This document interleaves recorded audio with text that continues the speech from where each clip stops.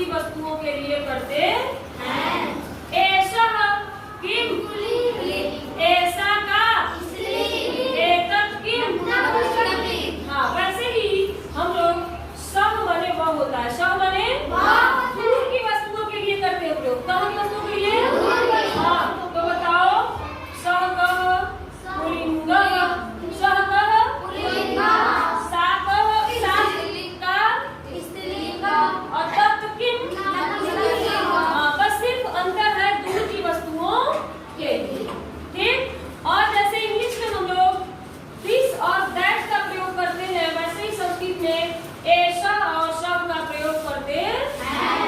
ऐसा बस अंतर यह है कि पास की वस्तु के लिए और सब माने वह दूर की वस्तु के लिए। जैसे इंग्लिश में हम लोग कहते हैं दिस इज ए बॉय, यह एक, लेकिन हम लोग कहते हैं वह एक कुत्ता है, तो क्या कहते हैं? That is a dog.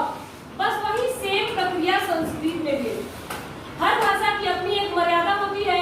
कहा जाता है दुनिया की सबसे वैज्ञानिक भाषा संस्कृत। आप चाहे बेटा हम बात करो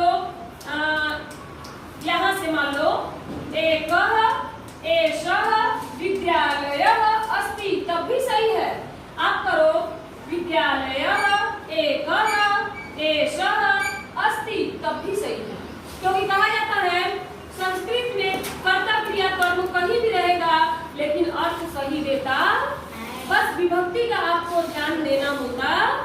इसलिए सिद्ध है कि इस दुनिया की सबसे वैज्ञानिक भाषा क्या होती है? हमारी संस्कृत है। ठीक। और हमें सभी भाषाओं का सम्मान करना चाहिए।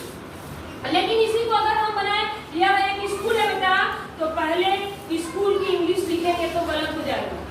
इंग्लिश में पहले आपका सब्जेक्ट तो होना चाहिए कर्ता, फिर सहायक क्रिया, फिर ऑब्जेक्ट, लास्ट में आपका वर्ब होता है। लेकिन संस्कृत में ऐसा नहीं है। मैं चाहे लिखूं विद्या